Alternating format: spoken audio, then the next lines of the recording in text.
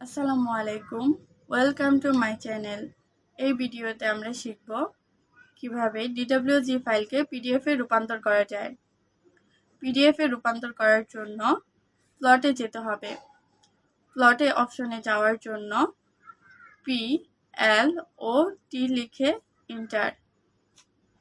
দেন এখানে ক্রস অপশনে ক্লিক করলে প্লটের অপশনটা চলে আসবে। এখান থেকে কয়েকটা সেটিং ঠিক করে দিলে আমরা পিডিএফটা পেয়ে যাব, অথবা আমরা অ্যাপ্লিকেশন ব্রাউজার থেকেও প্লট অপশনে যেতে পারবো। এর জন্য এখানে প্রিন্টের অপশনে মাউস পয়েন্টারটা রাখলে প্লটের অপশনটা দেখতে পাবো। দেন প্লটে চলে যাব। প্লটের অপশনটা আসার পর এখান থেকে আমরা যেহেতু পিডিএফ করব এর জন্য DWG টু পিডিএফ অপশনটা সিলেক্ট করে দিব। এখান থেকে আমরা পেপার সাইজ সিলেক্ট করে দিতে পারবো। আমাদের যে সাইজ প্রয়োজন ওই অনুযায়ী সিলেক্ট করে দেব। এইখানে যদি আমরা ডিসপ্লে রাখি তাহলে ফুল স্ক্রিনটাই পিডিএফ হয়ে চলে আসবে, যতগুলো ড্রয়িং আছে সব একসাথে। আর যদি যে কোনো একটা ড্রয়িংকে আমরা পিডিএফে রাখতে চাই, নির্দিষ্ট একটা অংশকে, তাহলে আমরা উইন্ডোজ সিলেক্ট করে যে অংশটুকু আমরা পিডিএফ করতে চাই সেই অংশটুকু এরকম করে সিলেক্ট করে দেব। ক্লিক করার সাথে সাথে আবার এই অপশনটা চলে আসবে।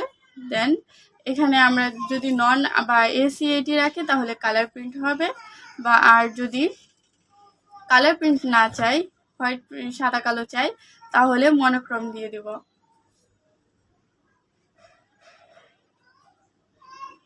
তারপর হচ্ছে এই নিচে ড্রয়িং অন ওরিয়েন্টেশন অপশনটা থেকে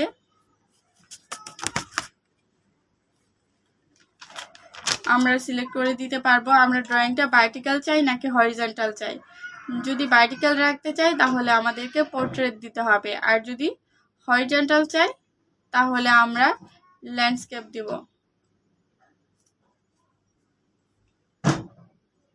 আমি ভার্টিক্যাল রাখতে চাই তাহলে পোর্ট্রেট দিয়ে দিলাম। দেন এখান থেকে সেন্টার দা প্লট দিয়ে দিব। সেন্টার দা প্লট অপশনটা দেওয়া হলে শীটটা সেন্টারে চলে আসবে। দেন এখান থেকে সেভ করার জন্য ওকে দিলে সেভ অপশনটা আসবে। এখানে আমরা নামটা দিয়ে দিব, যে নামে সেভ করতে চাই। ডেস্কটপে সেভ করলাম, আমি ডেস্কটপে ক্লিক করে দিলাম। দেন যেহেতু এখানে 1-2 নামে আরেকটা ফাইল ছিল, তাই জানতে চাচ্ছে আমি এই নামে সেভ করব কিনা, আমি ওকে দিয়ে দিলাম। দেন আমাদের পিডিএফটা রেডি। আজকের ভিডিও এই পর্যন্তই। আল্লাহ হাফেজ, সবাই ভালো থাকবেন।